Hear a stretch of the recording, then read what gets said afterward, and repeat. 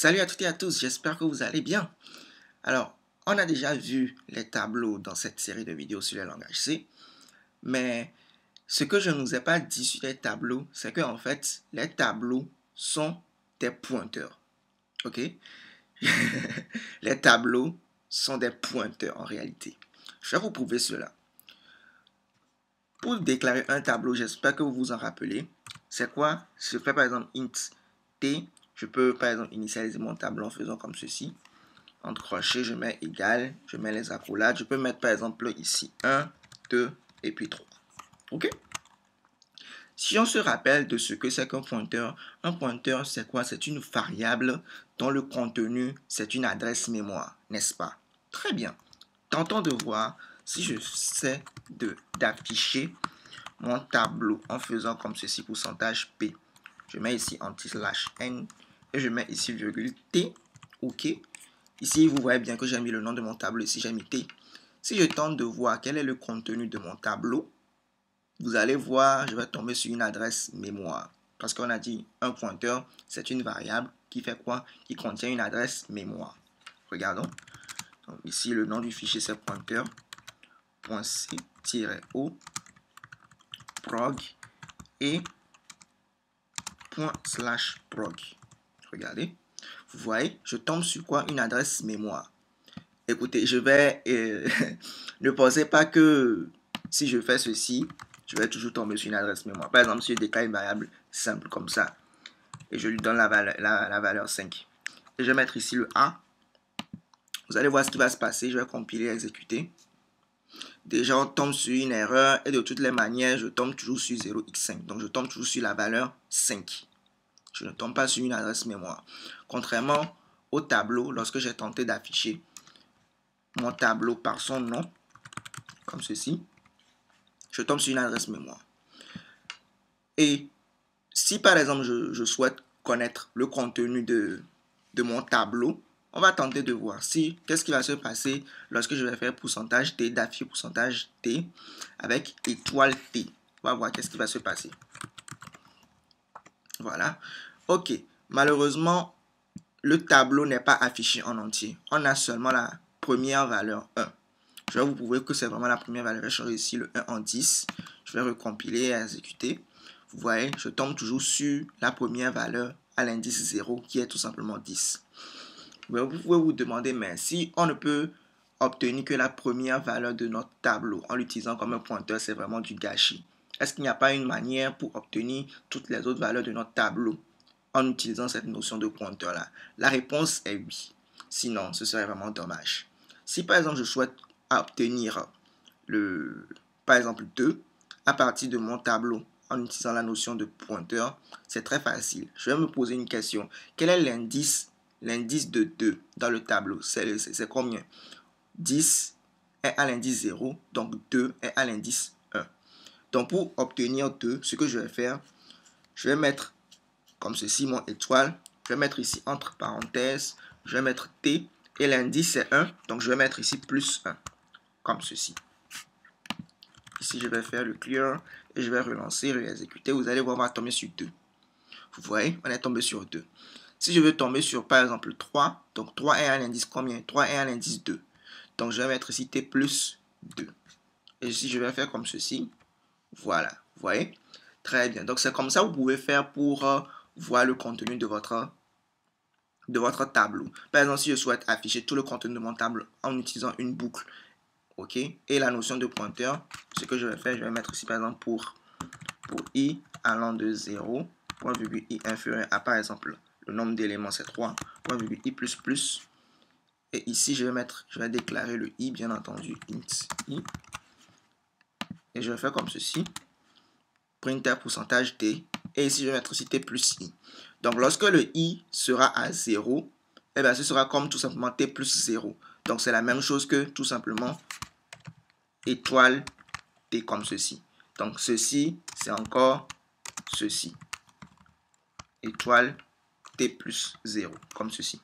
Ok? Très bien. Donc en faisant comme ça, il va nous faire quoi? Il va nous afficher tous les éléments de notre tableau. Tentons de voir si ceci marche. Vous voyez, 10, 2 et puis 3. Il nous affiche tous les éléments de notre tableau. Très bien. Maintenant, je vais en même temps éclaircir des choses. Ce n'est pas parce que on fait par exemple ici, par exemple si je reviens à la configuration initiale, donc je vais venir par exemple, si je fais ici printf, et si je mets ici,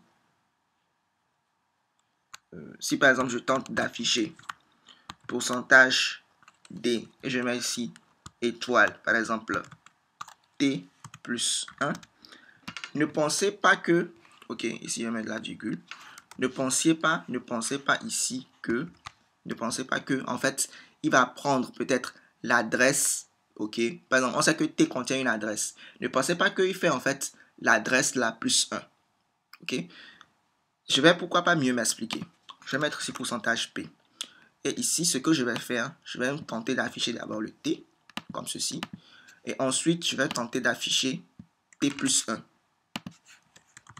T plus 1. Je vais enlever ceci pour qu'on puisse se concentrer sur ce que je suis en train de vous dire. Voilà. Alors, ne pensez pas que lorsque je vais tenter d'afficher le T, et je vais tenter d'afficher le T plus 1, ce contenu-là, ce sera le contenu de celui-ci additionné de 1. Non, pas du tout. Ce n'est pas comme ça marche. Je vais tenter de vous l'expliquer en compilant et en exécutant. Ok, ok, ici j'ai fait, c'est pas print, c'est printf, voilà. Ici printf, voilà. Je fais ici le clear, je recommence. Ok, ici je vais mettre les anti/n pour que vous puissiez bien voir. Clear, je relance. Regardez ici jusqu'ici, c'est la même chose pour les deux, ok. Mais ici je vois 88C et ici je vois 89,0. Bon, peut-être vous allez vous dire que au niveau des adresses, peut-être ça a fait vraiment un plus 1, mais bon, on ne sait pas trop. Ok, je vais pourquoi pas bien vous le prouver. Ce que je vais faire une différence. Donc, je vais copier ici et puis je vais coller. Et ces adresses-là, en fait, elles sont en hexadécimal. Donc, puisque ces adresses sont en hexadécimal, je peux les afficher. Je peux faire une opération et afficher le résultat sous forme d'hexadécimal. Bon, ça, c'est des longues hexadécimales, des hexadécimales plutôt longs. Donc, je vais mettre ici LX pour les afficher. Donc, ce que je vais faire, j'ai mis ici L et puis X. Et ce que je vais faire une différence. Je vais faire une différence entre ce résultat et ce résultat. Comme ça, vous verrez par vous-même que la réponse, ce n'est pas 1. Regardez. Vous voyez, la réponse est combien? C'est 4. La réponse est 4. Plutôt bizarre. Pourquoi est-ce que c'est 4? C'est très bizarre. Eh bien, je vais vous expliquer pourquoi c'est 4. En fait, ce qui se passe, quand vous déclarez un tableau de type int, c'est comme ceci que cela se représente dans la mémoire RAM. Ça, par exemple, c'est ma mémoire RAM. Ok, ça c'est ma mémoire RAM. Et si j'ai mis les adresses comme ceci, 0x0, 0x1, j'espère que ça vous rappelle quelque chose. Vous voyez par exemple ici 0x ceci, 0x ceci. Donc, je fais la même chose, 0x0, 0x1, ainsi de suite. Ok? Lorsque je vais déclarer un tableau de type int, un tableau d'entier, ok, par exemple, comme ce qu'on a fait ici, 10, 2, 3, lorsque je vais le déclarer, ok, excusez-moi, je dessine plutôt mal. Lorsque je vais le déclarer, voici comment ça va se faire. Il ne va pas prendre 0x0, par exemple, si je prends 10, 10 ne sera pas comme ceci, 10. Et l'adresse sera par exemple 0x0, non, pas du tout. L'adresse, ok, non, pas du tout. En fait, ce qui se passe, quand on veut déclarer un tableau de type int, il ne va pas prendre les cases une à une, comme ceci pour chaque valeur, mais il va se demander, un entier, c'est combien d'octets? Ok, un entier, en réalité, c'est 4 octets.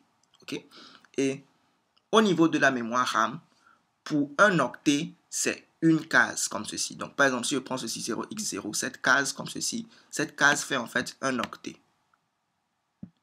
Cette case, c'est un octet. Cette case aussi, c'est un octet. ok? Cette case aussi, c'est un octet. Celle-ci aussi, un octet. Donc, 4 octets, ok? 4 octets, c'est ça, plus ça, plus ça, donc ça fait 4. Donc, en fait, le 10 sera tout ça. Donc, le 10 va prendre tous ces 4 octets-là et va s'en approprier. Et puis, on pourra avoir 10. Pareil pour 2. Donc, 1, 2, 3, 4. Il va prendre tout ceci et il va le mettre ici, 2. Pareil pour 3. Donc, 1, 2, 3. Et puis, par exemple, ici, je peux mettre ici, je peux rajouter ici 0, x. Et puis, 11. OK. Et puis, je vais mettre ici le 3. La raison pour laquelle on obtenait une différence qui était, par exemple, de 4, c'est que les adresses, ok, par exemple pour notre 10, les adresses seront de 0x0 jusqu'à 0x3, par exemple. Ok. Et ensuite, le 2 va commencer de 0x4 à, par exemple, 0x7. Ok. Et ce qui est intéressant avec les tableaux, c'est que lorsque vous allez avoir votre tableau et que vous allez, par exemple, vous essayez d'afficher le contenu, il va vous afficher une adresse. Mais il va vous afficher quelle adresse? Il va vous afficher l'adresse, ok, du premier octet. D'accord? Il va vous afficher l'adresse du premier octet. Par exemple, si on tentait d'afficher, par exemple, notre tableau T, l'adresse qui nous affichait ici, cette adresse-là, 0x7, FFEED, etc., 88C, cette adresse-là, ici, printf T, cette adresse-là, comme ceci, c'est en fait l'adresse du premier octet. C'est l'adresse du premier octet. OK? Donc, puisque c'est l'adresse du premier octet, OK? Et que quand on fait T plus 1, il va nous afficher aussi l'adresse du premier octet de la deuxième valeur de notre tableau. Donc, on sait que notre tableau là, la deuxième valeur aussi, c'est constitué d'octets. Ok, c'est constitué de 1, 2, 3, 4 octets. Donc, le T plus 1 là aussi, comme ceci, le T plus 1 va nous afficher cette adresse-là. L'adresse du premier octet de notre deuxième valeur. Puisque notre deuxième valeur aussi va contenir 4 octets. Donc, ce sera l'adresse du premier octet de notre deuxième valeur. Donc, ce sera par exemple ici, tout simplement 4. Donc, lorsqu'on va faire 0x4 moins 0x0, il va nous afficher tout simplement quoi? 4. Il va nous afficher 4. C'est pour ça que on obtient comme résultat ici le 4. D'accord? Donc, ne pensez pas que quand il fait le T plus 1, il incrémente l'adresse de 1. Non, mais il incrémente l'adresse de 4. 4 parce que notre tableau, c'est un tableau d'entier. Si notre tableau, c'était un tableau de double, on sait qu'un double, ok, c'est 8 octets, et que je tentais d'afficher cette différence-là, vous allez voir, ce ne sera plus 4, mais ce sera 8. Ok. Oui, bien sûr, ici j'obtiens 4 parce que j'ai toujours fait cette différence-là. Mais je vais maintenant faire cette différence. Ok. Là, je vais prendre ceci et je vais le coller. Ensuite, je vais prendre ceci et je vais coller. Vous allez voir, j'obtiens bel et bien 8. Donc, tout dépend du type de votre tableau. D'accord? Très bien. Maintenant, il y a aussi autre chose que je voudrais dont je voudrais vous parler. Vous vous rappelez, lorsqu'on faisait passer notre tableau dans une fonction, on n'était pas obligé comment dirais-je, de retourner le tableau en lui-même. Parce qu'à chaque fois que l'on faisait une modification dans notre tableau, le tableau se modifiait directement et on ne se souciait plus de rien. Par exemple, je vais, pourquoi pas, créer une fonction, je ne vais rien retourner et je vais faire par exemple ici, ajouter 5. Et je vais par exemple passer mon tableau. Et vous vous rappelez, pour passer le tableau, on pouvait mettre ici int, et puis t, et puis je mets les crochets. Je mets par exemple ici int, je vais passer aussi la taille. Voilà. Donc, tout ce que je vais faire, c'est rajouter 5 à toutes les valeurs de mon tableau. Donc, je vais mettre ici int i. Et je vais mettre ici, pourquoi pas, pour i allant de 0, point virgule i inférieur à taille, point virgule i plus plus. OK. Si par exemple, je fais ceci, je vais faire, j'affecte, je fais comme ceci, ti, plus égale 5, comme ceci, et que je viens là, j'appelle, donc ici je vais pas un tableau de int, comme ça, et que j'appelle la fonction ajouter 5, comme ceci, et que je passe mon tableau ainsi que sa taille qui n'est autre que de 3, et que ensuite je tente d'afficher mon tableau pour i allant de 0, point virgule i inférieur à 3, point virgule i plus plus,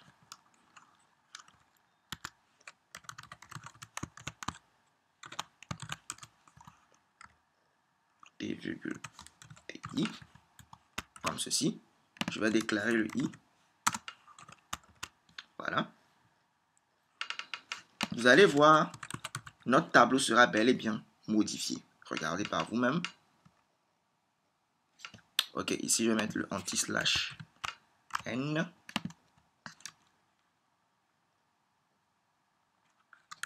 Clear. Vous voyez, notre tableau a bel et bien été modifié. Toutes les valeurs, on leur a rajouté.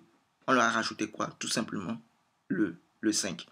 Mais si par exemple, ce n'était pas un tableau et que c'était une variable toute simple, par exemple, je vais prendre comme ceci. Je vais ici venir coller, ajouter 5. Et puis je vais mettre ici v pour dire variable. Et que je passe à tout simplement une variable, peut-être a comme ceci. Et tout ce que je fais, c'est a plus égale 5. Ok. Si par exemple c'est plutôt à une variable simple que je faisais ça, d'accord, que je faisais comme ceci, et je déclare par exemple ma variable int, même je lui donne le nom a, et je lui donne la valeur peut-être 20. Si maintenant j'appelle ajouter 5 à une variable a, et je passe mon a comme ceci, et après je tente d'afficher le a, pourcentage d, anti-slash n, et je passe mon a, point virgule, vous allez voir ici, par exemple je mets ici a égale, vous allez voir quelque chose de bizarre. Le a est resté à 20 quand bien même je lui ai ajouté comme ceci. Par contre, mon tableau, quand je lui ai ajouté les valeurs, lui, ses valeurs ont bel et bien augmenté de 5. Ok, je vais vous expliquer le pourquoi est-ce que ceci fonctionne comme ceci. Voici un peu à quoi ressemble votre mémoire RAM. D'accord? Il y a une partie qui est réservée pour le système d'exploitation, une partie pour votre code source, une partie pour les données locales comme global et une partie, d'accord, qu'on appelle ici ta. Nous, on va s'intéresser ici à cette partie-là qui s'appelle ta. Ici, là, vous allez retrouver vos pointeurs et vous allez retrouver les données dynamiquement allouées. D'accord? Vous allez retrouver vos pointeurs, vous allez retrouver vos données dynamiquement allouées. OK? Quand une variable se trouve dans le tas, à chaque fois que l'on va faire une modification de cette variable-là, n'importe où dans le code, la modification est instantanée. C'est-à-dire, la modification se fera directement dans la mémoire RAM. On a vu tout à l'heure que lorsqu'on a passé une variable et qu'on a fait sa modification dans une autre fonction, ok, autre que la fonction dans laquelle elle se trouve, c'est-à-dire dans le main, par exemple ici, lorsqu'on a modifié le A on l'a modifié ici A égale à 20, on l'a modifié dans ici ajouter 5, ok, qu'on l'a modifié ici, le A, après qu'on l'ait affiché, sa valeur n'a pas changé. Parce que tout simplement, la modification n'a pas été faite instantanément, c'est-à-dire la modification n'a pas été directement effective dans la mémoire RAM. Mais lorsque vous avez une variable qui se trouvera dans cette mémoire-là, c'est-à-dire cette partie de la mémoire qui s'appelle le tas, à chaque fois que vous allez la modifier, la modification sera directement dans la mémoire RAM instantanée, clairement direct dans la mémoire RAM. Ok? C'est pour ça, puisque notre tableau, c'est un pointeur, je rappelais où j'avais dit que ici, vous allez retrouver les pointeurs, vous allez retrouver les données dynamiquement allouées.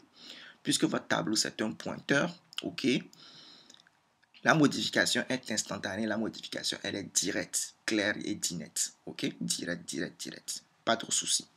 Maintenant, vous allez peut-être vous poser la question, mais puisque dans le tas, on peut avoir les données les pointeurs et les données dynamiquement allouées. Mais comment est-ce qu'on fait pour obtenir une donnée dynamiquement allouée? En fait, si vous avez déjà suivi ma vidéo sur exercice sur les tableaux, on a eu à faire quelque chose comme ça, ok? On a fait, pour par exemple, notre tableau actuellement, c'est un tableau qui est, disons, statique, ok? Donc, c'est un tableau statique.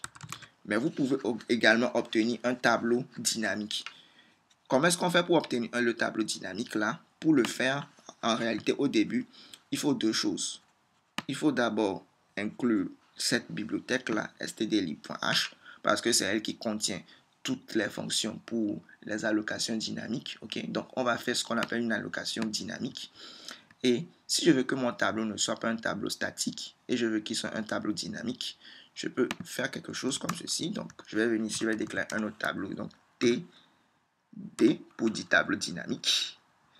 Et ce que je vais faire, je vais faire appel à une fonction qui s'appelle malloc. Donc, malloc prend en paramètre, ok. Donc, malloc prend en paramètre un nombre, ok. Un nombre, donc vous pouvez voir ici, c'est le type, c'est size t. Donc, c'est tout simplement un nombre. Et ce nombre-là, comment est-ce qu'on fait? Par exemple, si je veux un tableau d'entier, je vais dire size of int, comme ceci, size of int. Et je vais multiplier ceci par le nombre d'éléments. Donc, le nombre d'éléments, par exemple, si je veux 3 éléments dans mon tableau, je vais mettre ici, par exemple, 3. OK? Donc, size of int ici va nous retourner en fait 4. Pour dire la taille d'un entier, c'est 4. Si on avait mis ici size of tuple, il va nous retourner 8. Donc, c'est ce que le size of fait. Il retourne la taille d'un entier. Donc, je vous ai expliqué tout à l'heure qu'un entier, c'est 4 octets. Donc, en fait, il va retourner 4 octets. Donc, 4 pour dire 4 octets. Et si c'était un size of double, il va me retourner 8 pour 8 octets. OK? Donc, si je fais ici multiplier par 3, c'est pour obtenir un tableau dynamique. OK? De quoi? Un tableau dynamique d'entier. Donc, le malloc là, qu'est-ce que le malloc fait? En fait, le malloc là retourne quoi? Retourne une adresse. Donc, puisque le malloc retourne une adresse, ok? Le malloc retourne une adresse. Qu'est-ce qu'on a dit? Les adresses, les variables qui peuvent contenir les adresses, c'est quoi? C'est des pointeurs. Ok? Les variables qui peuvent contenir une adresse, c'est des pointeurs. Puisque c'est des pointeurs, eh bien, on ne peut pas mettre ici tout simplement int td. On doit mettre ici int étoile td pour dire que, ok, puisque malloc retourne. Ah, ok, regardez vous-même la signature. Donc, vous voyez ici, dit void étoile malloc size underscore t et puis size comme ceci. Donc, cela veut dire que tout simplement, ça c'est le prototype de notre fonction malloc. Donc, malloc va retourner une adresse vers le void. Donc, en fait, ce qu'on peut faire, parce que si ce n'est pas clair, ce n'est clairement pas vers un int. Pourquoi est-ce que c'est vers un void? Parce que on ne peut pas juste se stagner pour dire que le malloc va retourner un pointeur pour juste les entiers. Non. Qu'en est-il des doubles? Qu'en est-il des flottants? Il faut qu'on puisse généraliser tout ceci. Ok? Donc, on peut garder ceci comme ceci. Cela va très bien marcher. Mais vous pouvez aussi faire ce qu'on appelle le casting pour dire que non, non, non, non, non. Je ne veux pas un pointeur vers... Genre, je ne veux pas que mon tableau... Genre, je ne veux pas que le résultat que j'obtienne, c'est une adresse, c'est-à-dire une adresse, un type de retour void étoile. Mais je veux plutôt que mon type... c'est un int étoile. Donc, je vais mettre ici int étoile, comme ceci. Donc, je suis sûr que le résultat, c'est vraiment un int étoile, un pointeur pour un entier. Donc, je peux faire comme ceci. Cela va aussi marcher. Mais comme je vous l'ai dit, vous pouvez garder comme ceci aussi. Il n'y a aucun problème. Bon, pourquoi pas, on va garder ceci. Donc, là, en faisant ça, j'ai mon tableau dynamique. Je peux mettre ici tableau dynamique.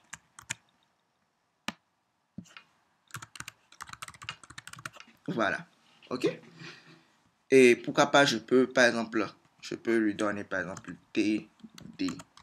Je vais lui donner peut-être, pourquoi pas, 50. Et puis TD1. Mettre ici TD1. Pourquoi pas, ici 100. Et puis TD2.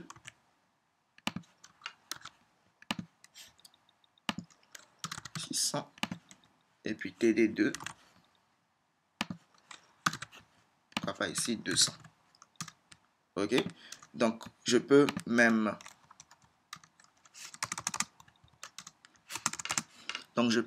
venir ici.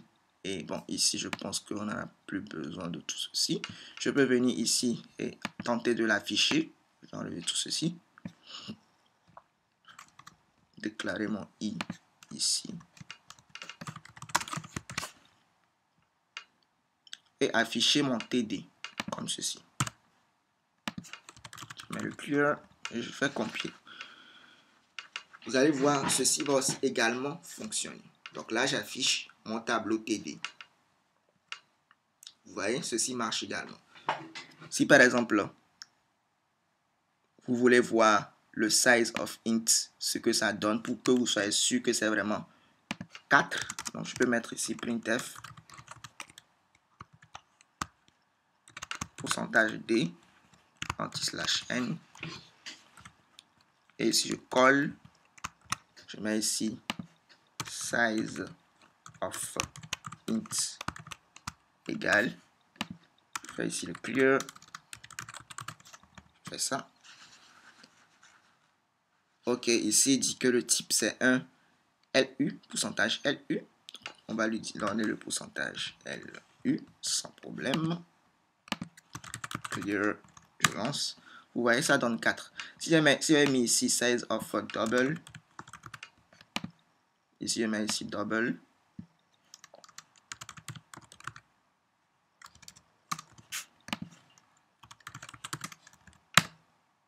Vous voyez ici, je mets le 8. Donc, vous pouvez continuer à tester les size of comme vous le voulez. OK? Très bien. Donc, c'est comme ça que vous faites pour déclarer un tableau dynamique. OK? Vous allez déclarer un tableau dynamique. Et si vous avez vu la série de... Si vous avez vu la vidéo sur la série d'exercices sur les tableaux, vous saurez que un tableau dynamique, vous allez pouvoir vraiment le manipuler, ajouter des éléments à la volée, augmenter sa taille, diminuer sa taille comme vous le voulez. Vraiment, c'est l'intérêt, vous pouvez augmenter à la volée le nombre d'éléments de votre tableau avec une fonction tout simplement qui s'appelle ici le realloc. Donc, vous pouvez aller voir cette série d'exercices-là pour en savoir un peu plus sur le realloc. Très bien. Donc, je pense que l'on va s'arrêter ici pour cette vidéo. On a vu pas mal de choses. Et portez-vous bien. On se voit à la prochaine. C'était Take care.